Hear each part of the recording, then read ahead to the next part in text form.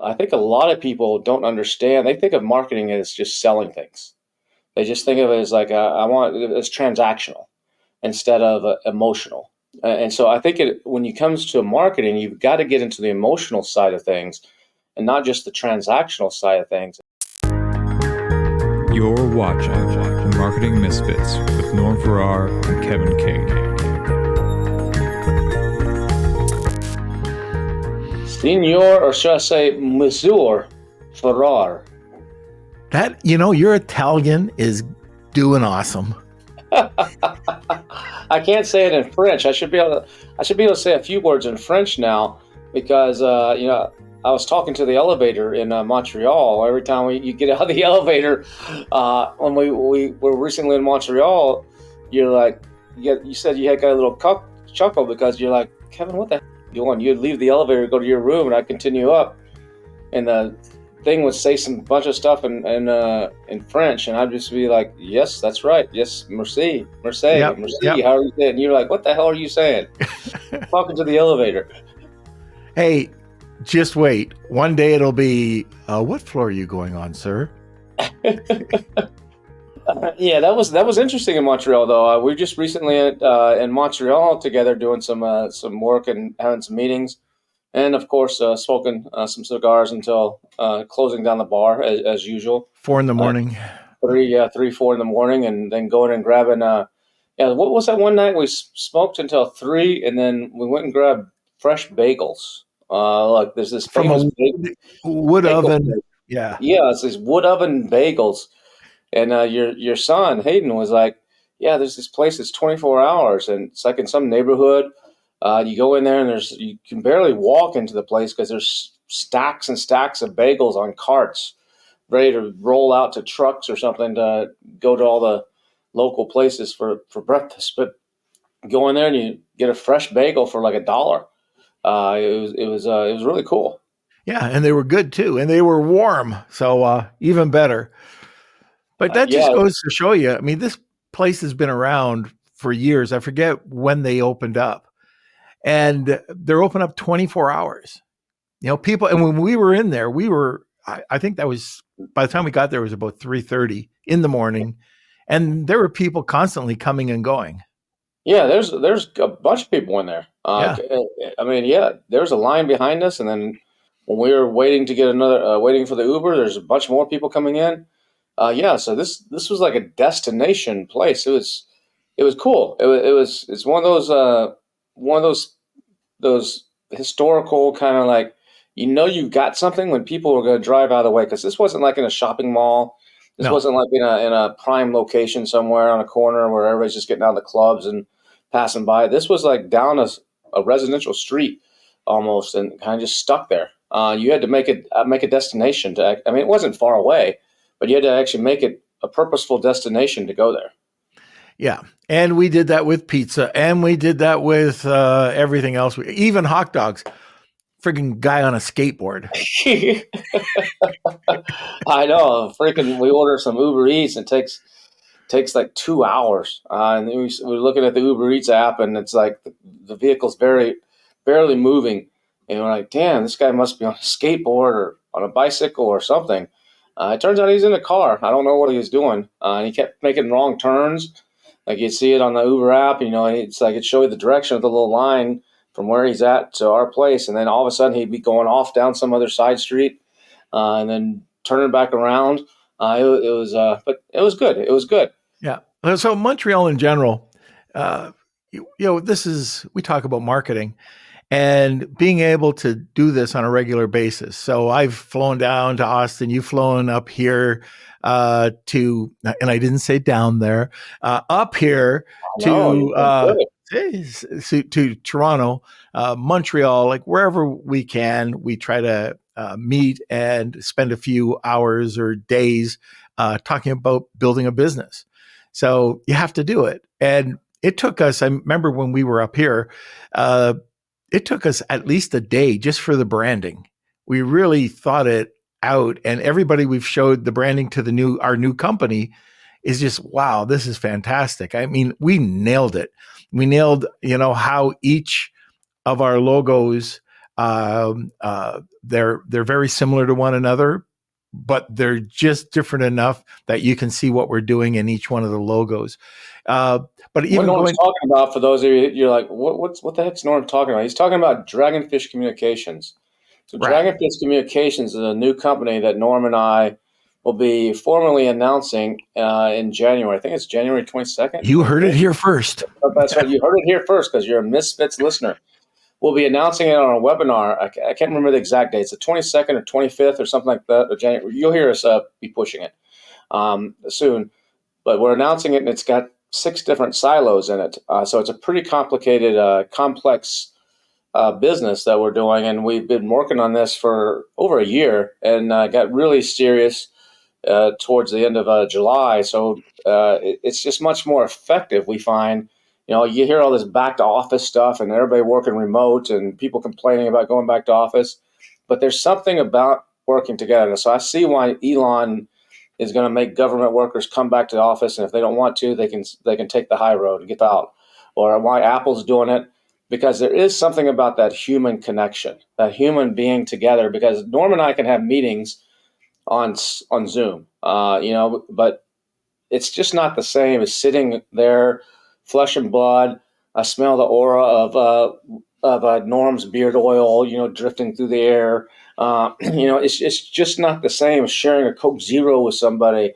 But Oreo flavored, by the way. Oreo flavor. Let's try Oreo flavored Coke Zero. Can you Never believe heard that? of it before. It's crazy. It's a Canadian thing. But those Canucks, man. But so sitting in person, so we found that it's more effective because there's no distractions.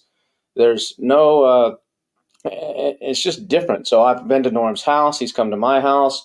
We went to Montreal. We met at different places, and we just have these like 6 to 8 hour marathon brainstorming sessions. And we use a Plod device to record these.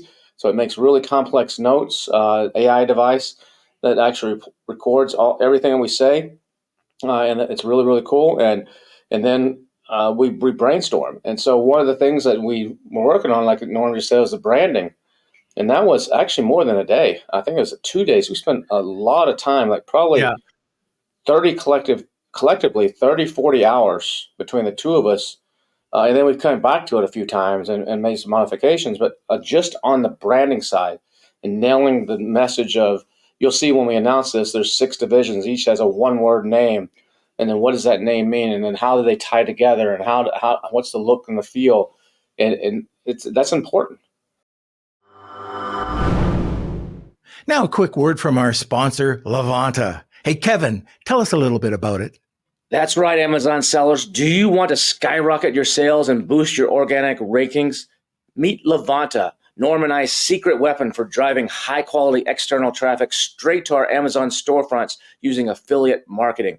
That's right. It's achieved through direct partnerships with leading media outlets like CNN, Wirecutter, and BuzzFeed, just to name a few, as well as top affiliates, influencers, bloggers, and media buyers, all in Levanta's marketplace, which is home to over 5,000 different creators that you get to choose from.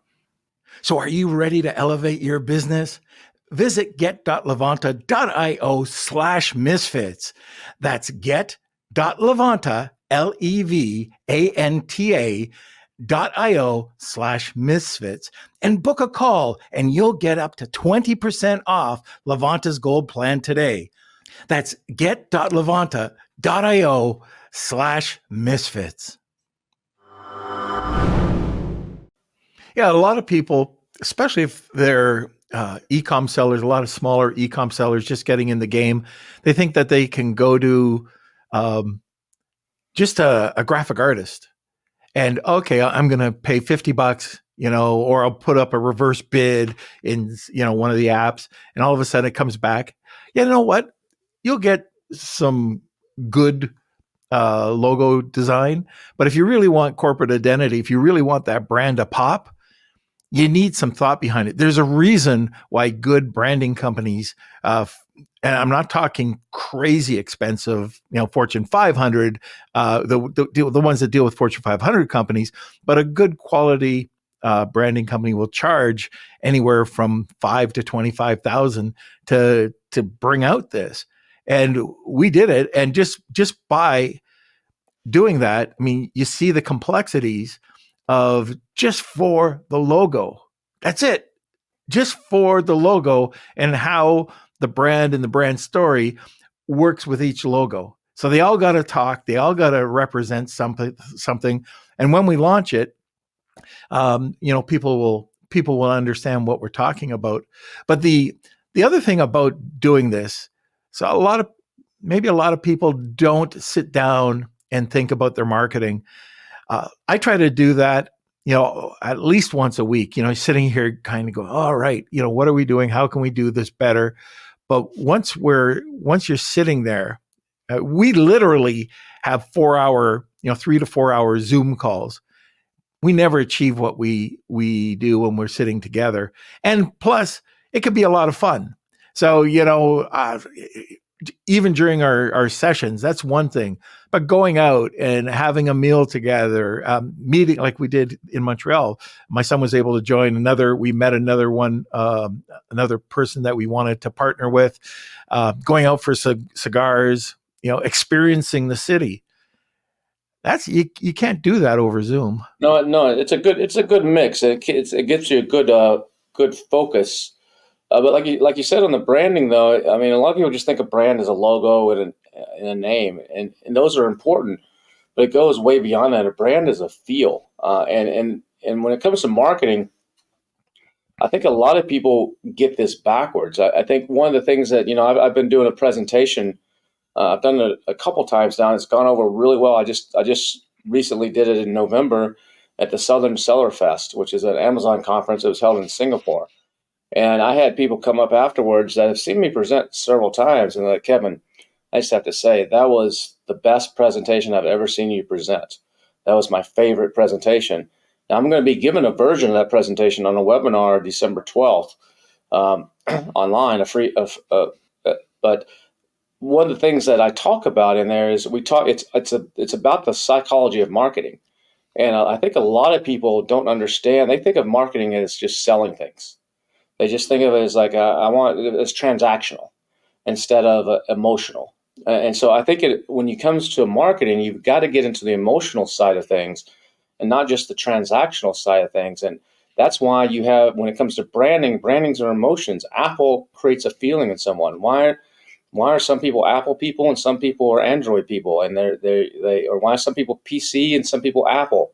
Why do some women want a $7,000 Louis Vuitton purse, or why do they want an Hermes bag to be honored, to actually be selected, actually given the right to buy one, not just because you have the money, but you have to actually be selected and chosen to actually buy one. Why does that happen? It's because those brands have built, one, their quality. So it doesn't matter how good your marketing is or how good your branding is. If the product is shit, it's not going to work. It might work briefly. You might work short term, but it's not going to work long term. But if you got a quality product behind it, then it's your job to actually create emotion in your branding and create identity. And that's what I think where a lot of people they mess up. And just like the name of the company, I mean, at Dragonfish Communications, someone asked me, why the word dragonfish? I mean, what's that mean? And Norm, you say it best. I mean, what's a dragonfish? Well, there are two different types of dragonfish. One lives deep in the ocean, but the one I'm talking about starts out as a koi fish, starts out at the bottom of the river. And it has to struggle, and it gets through, and it goes up the river, up the river to a waterfall. Once it gets to the waterfall, it has the power to get to the top of that waterfall, it becomes a dragon. And that just shows you your strength and resilience, being able to overcome all these obstacles, everything against you, and yet you still are successful. And at the end of it, because of this, you get that much more strength and that power. So that's why we called it dragonfish.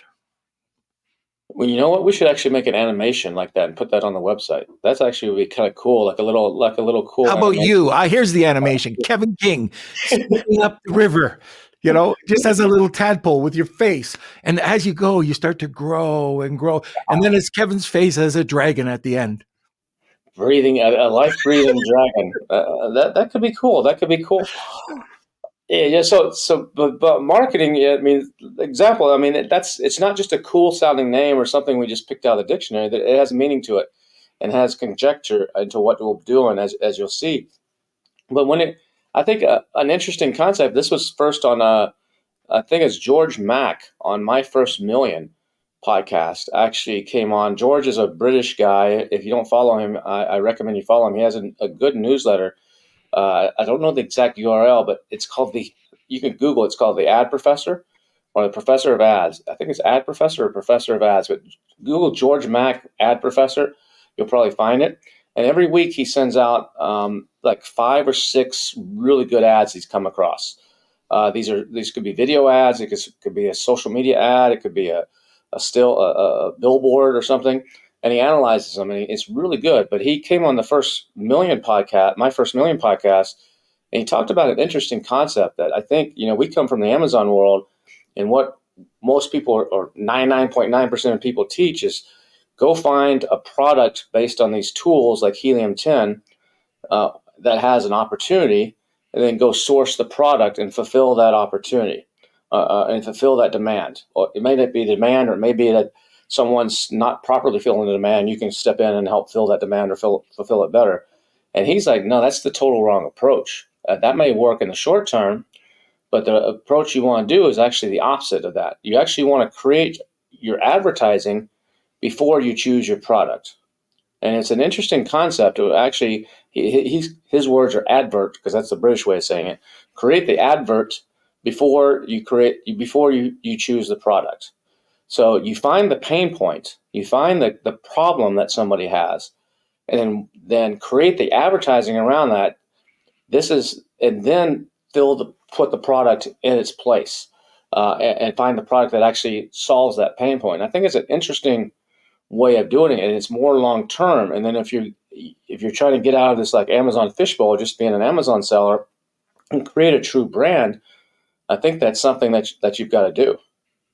And I think that's something that a lot of people don't do, because people, if you're like, what is the pain point? My product doesn't have a pain point, or my idea of something to sell doesn't have a pain point. That's the problem. Then you need to find something where there's a pain point, and then reverse that. Come out. What would the ad be that would make me get my attention? Not necessarily sell the product right away, but would get my attention, and then your product comes in and solves that pain point. And that's where I think there's some massive opportunity, and that's where true branding comes in. It forces you to think in a totally different way. So if you're a smaller seller and you can't find a pain point, you got a problem. You've got to really think that through. But one of the easiest things you can do, if you want to find a pain point, go to your competitors and look at their negative reviews and see what people are complaining about. Now spin that, and you can, just by doing that, you understand the pain points. How can you build out a campaign based on that pain point? And I'm going to give you an example. So just before the podcast started, I remember a couple of campaigns back when I was in school that people were talking about. And this was crazy. Just think about it. There's no Russian products in the marketplace at the time. You're introducing a vodka, which nobody's heard about, and it's called Smirnoff. So when Smirnoff first came in, now, there's tons of vodka, but this was brand new. People weren't drinking vodka. They had to get people to understand or try vodka. The ad agency came up with a great campaign. And the pain point was, back in the day, and I think Mad Men covered this, that people would go out, they drink for lunch, but they might have meetings, or they didn't want to show people that they were drinking. So there was a problem. That was the pain point. Well, the agency came up with Smirnoff, the drink that leaves you breathless. And because it doesn't have an odor. And all of a sudden, that one campaign, and I think it was back in the 50s or 60s, blew up. And now you see where that's at. And the other one that is really interesting, and I remember I'm studying this back in the day, was the Marlboro Man. Everybody thinks that, the Marlboro Man has been around forever, and it hasn't. Cigarettes back like earlier on never had a filter. Those filters, it was very feminine. And they were having hard time selling those to men because the men, like, you think about it, it was the old backwoods, the cowboy, riding the horse with that unfiltered, they're actually called stogies. It's not a cigar, but the backwoods, unfiltered cigarette. And what did they do? Instead of having the stogie or the backwoods, they created the Marlboro Man and made it acceptable for men to smoke filtered cigarettes. It's so cool. Well, another one's like Listerine. Listerine, the mouthwash. I mean, you're talking about the vodka that doesn't give you bad breath, but a lot of people that have bad breath, I've sat next to a guy on an airplane that had really bad breath one time. I need to give him some Listerine, but Listerine has been around for 100 years, maybe a little bit more, but I think it was invented by a guy named Albert Lasker, and Albert was having trouble selling it and getting people to buy it. So one of the things that he did is our buddy Steve Simonson actually said at the Market Masters think tank, if you don't have a name for something, just make it up. Yeah. And that's what he did. So he made up the name halitosis. Halitosis now is in the dictionary, meaning bad breath, or basically, I don't know what the exact definition is in Webster's, but something along the lines of bad breath. That word was completely made up by him, and he started putting that in the marketing, saying, "Do you have halitosis?" And people are like, "Ooh, that sounds scary. That sounds like some sort of disease. I don't want to have that." And he's like, "Well, this medical sounding name is going to scare people into buying my Listerine to clean their mouth and not have bad breath." And as a result of that problem, and he created a name for the problem, it drove millions and millions of dollars in sales. I mean, you also have another, and you can do this also when you have pain points in imagery. I mean, I don't know if we travel a lot. I was just adding up on the airplane yesterday when I was coming back from my last trip, how many trips I took in 2024. I think it's 47 flights, 48 flights, something like that. That's what I came up with. That's not necessarily trips, but one way each way. So that's 20 something odd trips on airplanes, and there's a lot more in cars. But on airplanes, something like that. And I was sitting there thinking, like, in the airport, you go in sometimes in the airport and you got your baby, and the baby's got nature calls, and the baby, you need to change the diaper. Well, in the old days, there was really no place to go do that. You just have to go kind of make do. So a company came out with these boards. You've probably seen them, Norm, in the airports that they fold up. I use them. Oh, did you use them? They fold up against the wall. Yeah, I figured you. Who changes your adult diaper? Your adult diapers? That's why I use them. That's it. I just crawl up there. You just get somebody that comes through. Yeah. The next guy. I hold out a 20. You just turn around. Hey, you're the winner. Come over. Come on over. You come on down. You're the next. You're the next man up. No, but so they invented these boards that they against the wall, and you just kind of fold it down. It makes this nice little raised platform where you can put your baby and change the diaper, and it makes it nice, clean, comfortable situation. Well, they were marketing those to airport managers, people that airport facility managers or whatever. And they were showing a picture of this thing against the wall, really nice, pretty picture of it against the wall. And then the next picture would be a happy family with a mom and a dad smiling, holding the baby, just this really comforting, typical, like, feel-good type of picture. And they just weren't selling these things. They sold like $800,000 worth of them or something in a year. And like, people should be buying this more. This is such a good product. We're getting rave reviews. But these airport people weren't buying it. So what they do is they change the advertising, because in advertising, there's a 2-second rule.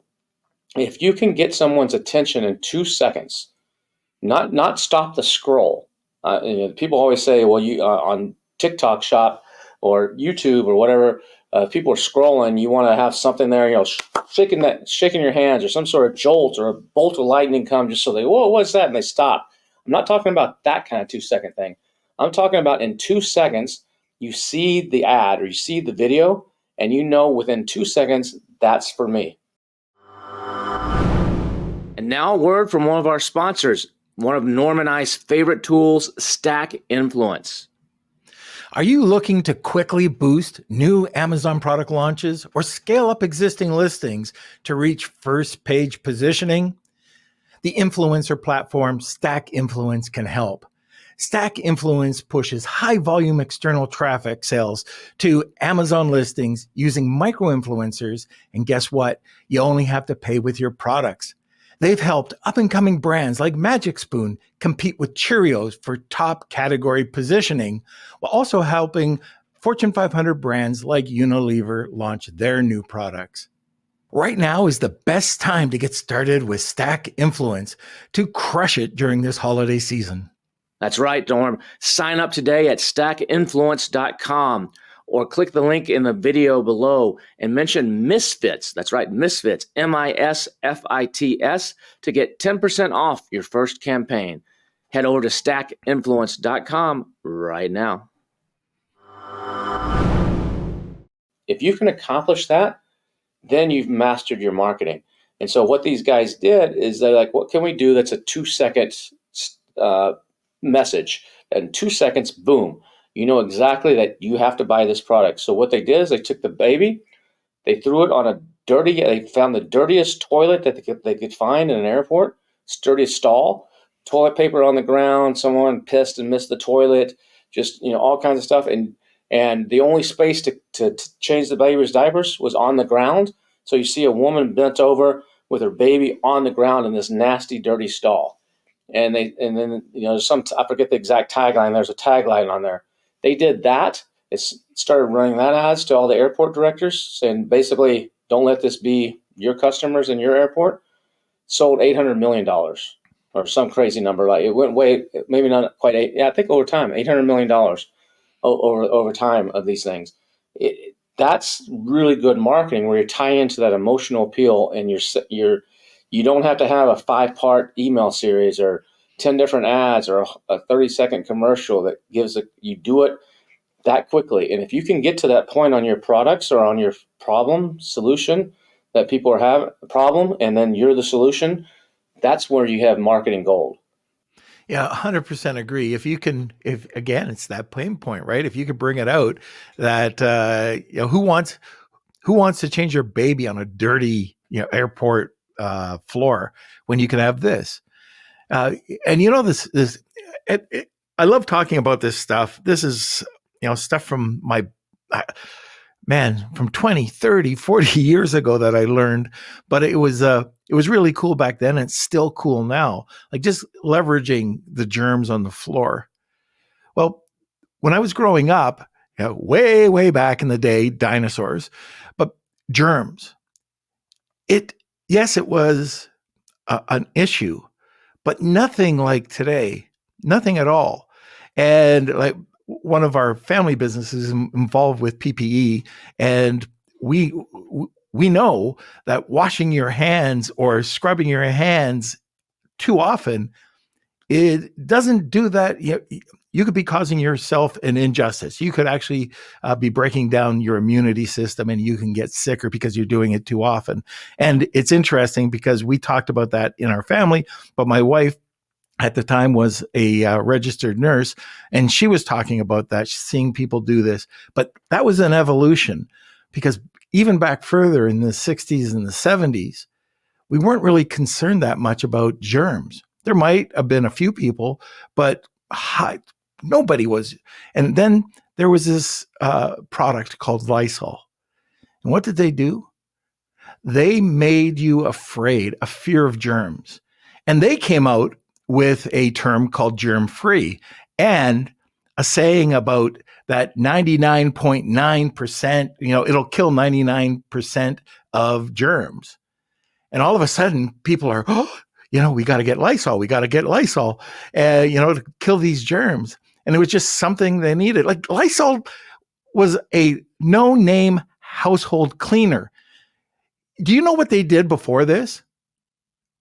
No. They were a feminine hygiene product. Now they turn that around and they just do household cleaning. Yeah, I mean, that's a perfect example of using something that, the ingredient. I don't know what the exact ingredient is in Lysol, but that same ingredient's in probably 50 other cleaners. But they picked out the one thing that tells the message succinctly, kills 99.9% of germs, and use that, and that became, I don't know if they trademarked that or not. They probably did. Yes. And use that. That's solving a problem. People are afraid of germs. You see, the problem is people sell products, and you don't want to sell products. You want to solve problems. So you got to change your mentality, whether that's products or services. This doesn't go for someone selling a garlic press on Amazon. This goes for someone selling a cooking. If you're a chef and you're selling cooking services, you don't want to say, I'm the best chef. I have a lot of. So many people get caught on the benefits, the features and not the benefits. They get, I'm the best chef. I got an extensive menu. I can cook whatever you want. I'll come to your house and I do all. Those are all great. Those are all great features of what you do. But what is the benefit? So you want to emphasize the benefit is stop spending 3 hours a night in your kitchen, um, cooking and cleaning. Spend those 3 hours instead with your loved ones, doing whatever. I don't know, something to that effect. That's the problem. Is someone's like, I have no time to spend with my family. Well, that's my services. I make time for you. And maybe if you came up, I'm just brainstorming here out loud. I haven't even thought this through, but the chef comes up with some sort of line that says, something around time. I'm a time creator, or something, a time creator, a love maker, or something something like that. Savor the difference. I don't know, some sort of line like that says it all, and you can create an image around that. And you got to get creative. And the beauty now of this is, in the past, you would have to pound the wood, meet with some other people, have a huge brainstorming session. Now you can put this kind of stuff into Chat GPT, and it can spit out ideas left and right. And I know there's some GPTs. I give one out in my presentation that you type in this kind of stuff, and it gives you 20 brainstormed ideas back in seconds. Yeah. And that's the beauty of some of these new tools, and where we're at in society now is you don't have to spend the $5,000 to $25,000, like you said, for a branding package, or what you would have to spend on this kind of package for that. You can use these tools to help you get them narrowed down and get ideas really fast and bounce off and take it down all kinds of rabbit holes. Yeah. And, that imagery, De Beers, we talked about this in Montreal for a bit, but a diamond is forever. That was one of their first logos. What's the imagery behind that? Diamonds are a symbol of love, right? That's it. Diamonds, love, Well, they they didn't go used together. to be. Diamonds did not used to be back in the late 1800s. Diamonds were just another metal. Yep. And they were not a symbol of love. But De Beers, like you said, which is a big mining company in South Africa, well, it's like, we need to sell more diamonds. And so they started a campaign for this needs to be, I forget the exact wording, but it basically became, you need to buy a gift. This is an engagement and a wedding gift. First, it was a wedding ring. You should show that diamonds are forever by sticking this diamond on her finger when you get married. And they're like, this works so well. What else can we do? Oh, when you get engaged, you should do the same thing again. Diamonds are a girl's best friend. Diamonds are a girl's best friend. And so that's how actually diamonds are actually not worth what you pay for them. That's one of the lessons that I learned in my divorce, is diamonds are one of the biggest ripoffs in the world. They say they're rare, they say they're this, they say they're that, and they may be, but what I found is that, an engagement ring I paid $14,000 for, and I thought I was getting a deal because I negotiated it and did this and that, is actually really only worth about $1,000.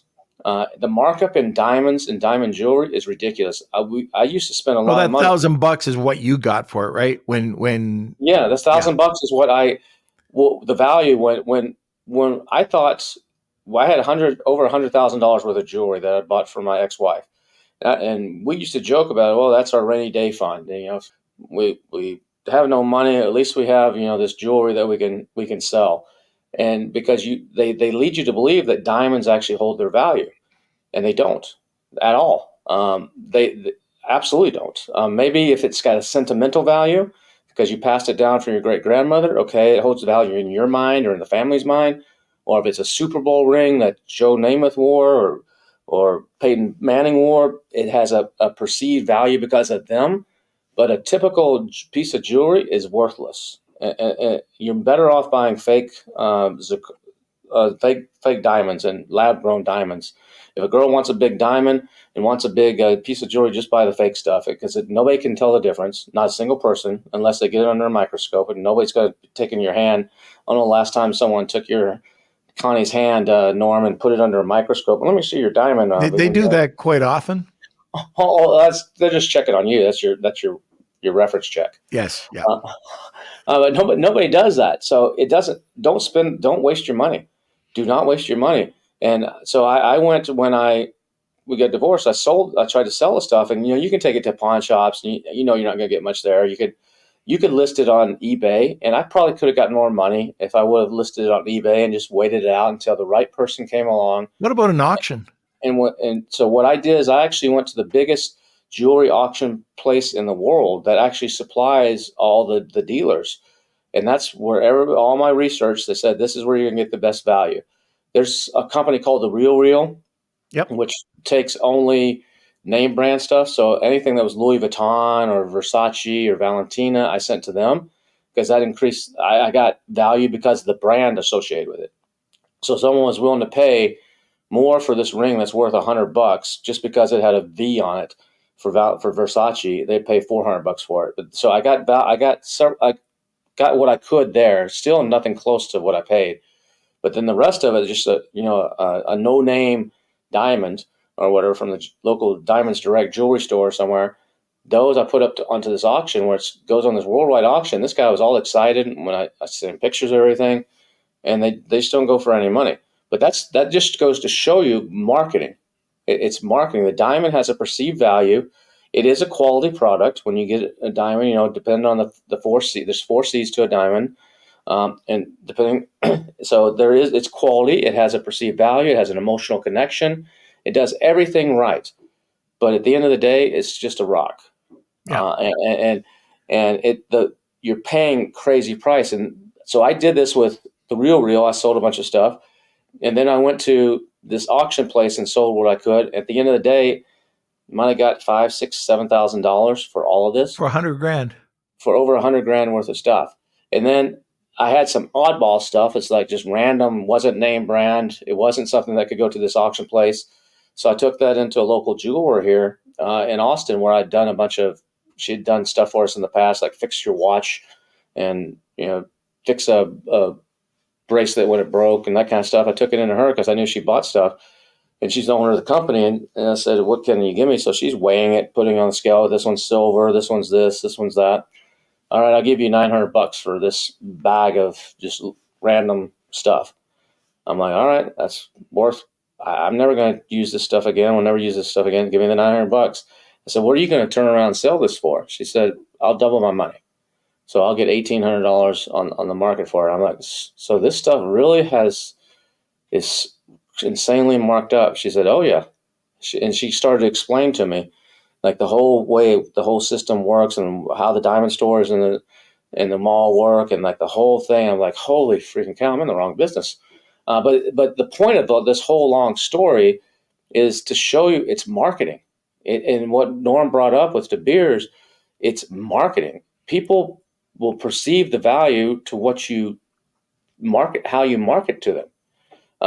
Presidential elections, there's just this same podcast. One of my favorite, you can't tell, one of my favorite podcasts, My First Million. Just a couple of weeks ago, I was listening to an episode. I was on the plane, I think, and they had some marketing guy that does political campaign marketing come on, and he was talking about the 2016 election primarily because the 2020 had just finished or was about to finish. I can't remember when they recorded it. Maybe it hadn't quite finished. But so they were talking about the 2016 election, and they're like, look, it's all marketing. everything is freaking marketing. Yeah, they're getting bitter but it's all marketing and creating emotional connection. Look at how many people are despise Trump. And they're like, I'm moving out of the country because of this. I'm moving to Canada. I just saw an article today, literally today. It says Canada is bracing for the influx of Americans are leaving the United States because of Trump. You look at Ellen DeGeneres, who said, I'm going to some little cottage in England, and I'm never coming back to stepping foot in the United States again. That's an emotional connection, but a lot of that is because of marketing. And Trump, like him or hate him, he's got some personality flaws. He's got some issues, but he does a good job on some of the things. And some of that he does on purpose. I've been saying this since 2015 when he first came on the scene politically. Some of his craziness is negotiating, and it's marketing, and he's doing it on purpose. Some of it. I mean, some of it he may be able to have a few loose marbles here and there, but and the same thing goes for the other side. What they're doing, and so it becomes who can outmarket the other person, not necessarily who has the biggest budget. You look at Harris. I think she raised a lot more money than Trump, especially once she took over from Biden, money was pouring in, and that team didn't do it well. But this podcast episode the guy talks about that. He talks about the marketing and how at the end of the campaigns, a lot of these marketing people are relieved because they're like, man, I don't have to do all this crazy stuff anymore. And that was hard out marketing the other people. It's marketing. And a lot of people don't realize that. They think it's personal or even political. It's marketing. Hey, Kevin King and Norm Farrar here. If you've been enjoying this episode of Marketing Misfits, thanks for listening this far. Continue listening. We've got some more valuable stuff coming up. Be sure to hit that subscribe button if you're listening to this on your favorite podcast player, or if you're watching this on YouTube or Spotify, make sure you subscribe to our channel because you don't want to miss a single episode of the Marketing Misfits. Have you subscribed yet, Norm? Well, this is an old guy alert. Should I subscribe to my own podcast? Yeah, but what if you forget to show up one time and it's just me on here? You're not going to know what I say. I'll buy you a beard and you can sit in my chair too. And you can go back and forth with one another. Yikes! But that being said, don't forget to subscribe, share it. Oh, and if you really like this content, somewhere up there's a banner. Click on it and you'll go to another episode of the Marketing Misfits. Make sure you don't miss a single episode because you don't want to be like Norm. Oh.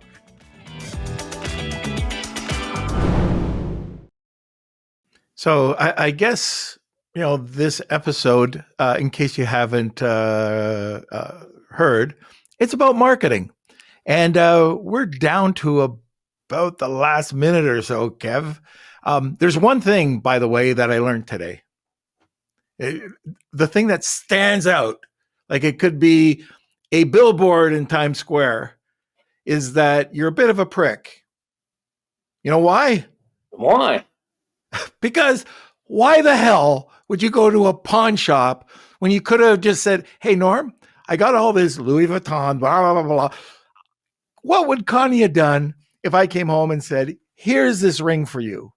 I bought it. It looks like it's $100,000 ring, And Kevin gave it to me for $500. Well, maybe $600. I didn't want to wish any ill will on you, because they say, people, some people put like little stones around the house to have good vibes and have good mojo. So I didn't want to wish any ill will on Connie because who knows what's in those that jewelry could have been haunted. I did that at your house and I put my toenail clippings all around.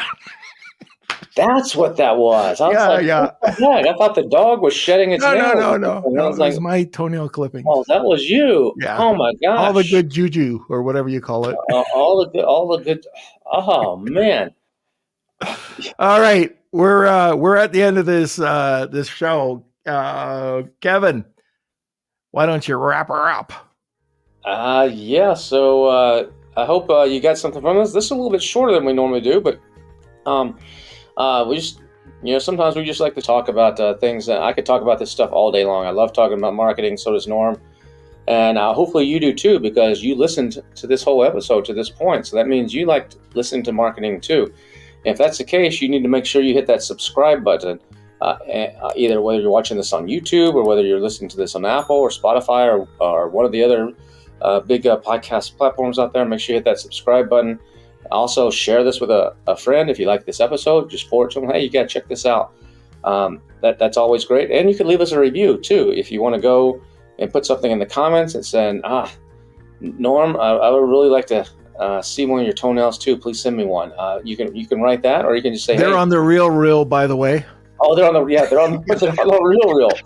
because they have little V's on the end of them. Exactly. From Versace, little Versace V's. Yeah. On them, so they're actually worth something because of branding and marketing. But no, or you can go to marketingmisfits.